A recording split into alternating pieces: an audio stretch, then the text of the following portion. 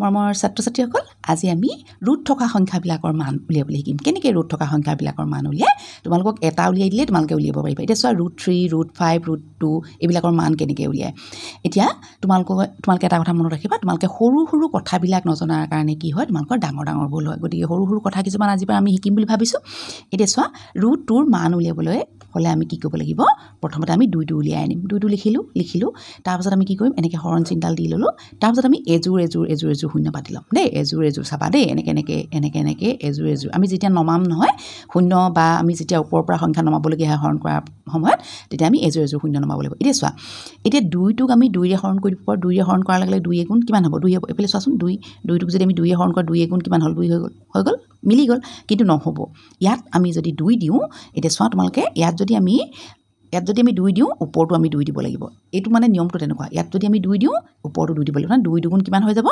2 দুগুণ কিমান হ'ল 4 তেতিয়াহ'লে কি হ'ল ডাঙৰ হৈ যাব না আমি এনেকৈ হৰণ কৰোঁ জানো নকৰোঁ গতিকে আমি কি কৰিম তেতিয়াহ'লে নিমিলিব আমি গতিকে কি কৰিম একে আমি হৰণ কৰিম কাৰণ কেলে 1 এগুণ 1 হ'ব কাৰণ ইয়াত 1 দিয়াৰ লগে লগে আমি ওপৰটো 1 দিব পাৰিম 1 এগুণ কিমান হ'ল 1 হ'লনে এতিয়া 2ৰ পৰা 1 গ'লে কিমান থাকিব 1 থাকিব হয়নে আমি এতিয়া কি কৰিব লাগিব ওপৰৰ পৰা শূন্য নমাব লাগিব কিমান নমাম একেলগে এজোৰ আগৰ আমি যিমানবিলাক হৰণ অংক কৰিছিলোঁ সেই হৰণ অংকবিলাকত কি হয় আমি এটা সংখ্যা নমাওঁ কিন্তু ইয়াত আমি এজোৰ শূন্য নমাম এতিয়া চোৱা 100টো হৰণ কিহে হৰণ কৰিম এইটোৰো এটা সৰু মানে তোমালোকৰ এটা বৰ ধুনীয়া নিয়ম আছে গতিকে তোমালোকে নিয়মটো শিকি ল'বা চব পাৰিবা এতিয়া চোৱা একে যোগ কৰিলে কিমান হ'ব 2 হ'ব 2 লিখিলোঁ এতিয়া কি কৰিম 2ৰ লগত আমি এনেকুৱা এটা সংখ্যা বঢ়াম যিটো সংখ্যা বঢ়ালে কি হ'ব ইয়াত যদি বহাওঁ আমি সেই সংখ্যাটো ওপৰটো বহাব লাগিব আৰু এটা কথা তোমালোকক ক'বলৈ পাহৰিছিলোঁ এই যে শূন্য দুটা নমাইছিলোঁ নমাৰ লগে লগে আমাৰ কি হ'ব ইয়াত আমি দশমিক দিব লাগিব বুজি পালা তাৰপিছত কি হ'ল এতিয়া 2টো এতিয়া হৰণ কৰিম 2টো হৰণ কৰিবলগীয়া হোৱাৰ লগে আমি ইয়াত যদি 1 পাতোঁ তেতিয়াহ'লে আমি ইয়াতো 1 পাতিব লাগিব গম পালা 21 ইয়াত তেতিয়াহ'লে 1 যদি পাতোঁ তোমালোকে চোৱা মই যদি ইয়াত যদি 1 এটা পাতোঁ 2ৰ লগত যদি 1 এটা পাতোঁ তেতিয়াহ'লে মই কি হ'ব এই ওপৰটো মই 1 এটা পাতিব লাগিব 21 এগুণ তেতিয়াহ'লে কিমান হ'ব এই 100টোক বাৰু 21 যদি হৰণ কৰোঁ এবাৰ যাব নেকি নহয় বেছি যাব তেতিয়াহ'লে আমি যদি ইয়াত 22 পাতোঁ এতিয়া চোৱাচোন তোমালোকে এইটো 22 লিখিলা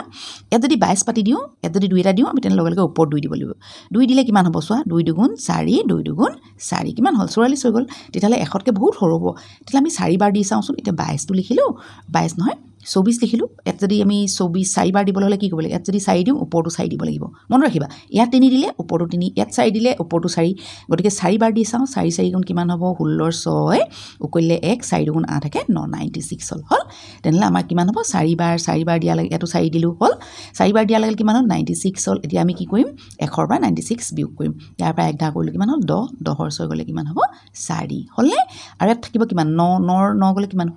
এতিয়া আমি কি কৰিম এই হৰণ কৰিব লাগিব আকৌ এতিয়া 2টা শূন্য নমাই আনিম ওপৰৰ পৰা হ'ল এতিয়া চোৱা এতিয়া আমি কি কৰিম 400টোক হৰণ কৰিম এতিয়া আমি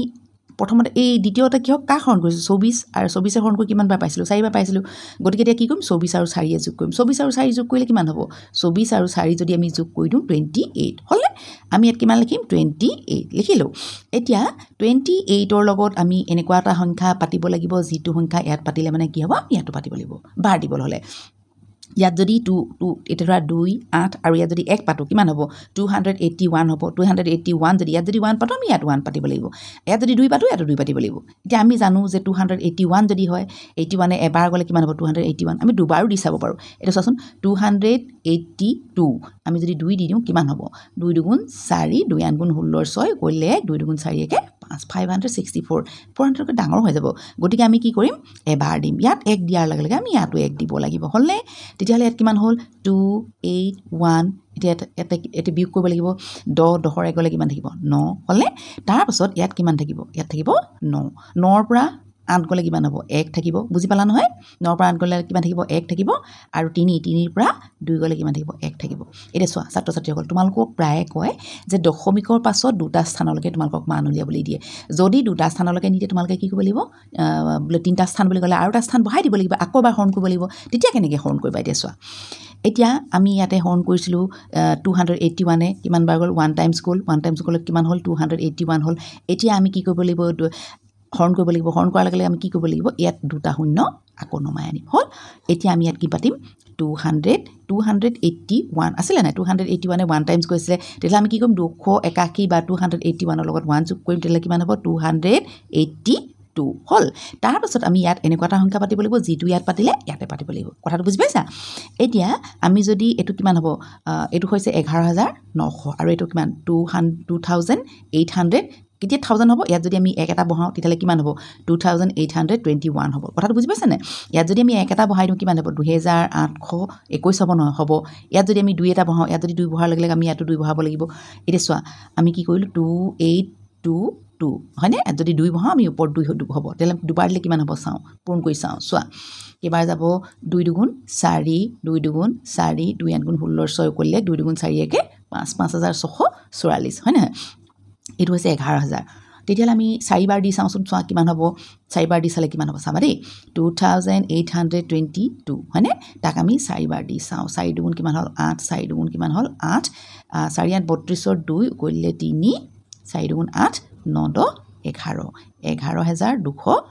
11268 মানে 68 নহয় 88 সৰি 11268 তেতিয়ালে আৰু এবাৰ যদি দি দিও বেছি ডাঙৰ হৈ যাব এটো 11000 কিমান হয় 900 হয় আৰু এটো কিমান 11268 গতিকে আমি কেবাৰ দিম আমি 4 বাৰ দিম এটা 4 বাৰ দিলো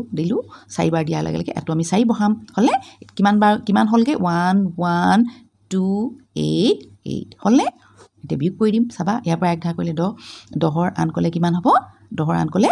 2 ইয়াত থাকিব 9 9 ৰ আন কলে কিমান হ'ব 1 ইয়াত থাকিব কিমান 8 8 ৰ পৰা আমি 1 নিছিলো না নিছিলো 8 ৰ পৰা 2 গলে কিমান হ'ব 6 ৰ পৰা এইটোৰ কিমান হ'ব 0 0 নাপাতো হয়নে এতিয়া আকৌ যদি তোমালোকে উলিয়াব বিচাৰা আকৌ হেতুৱে নিয়ম হ'ব আকৌ দুটা শূন্য নামিব এনেকে দুটা এজুৰ নামিব দেখিলা তাৰপিছত আকৌ যিমান বাৰ দিবা তোমালোকে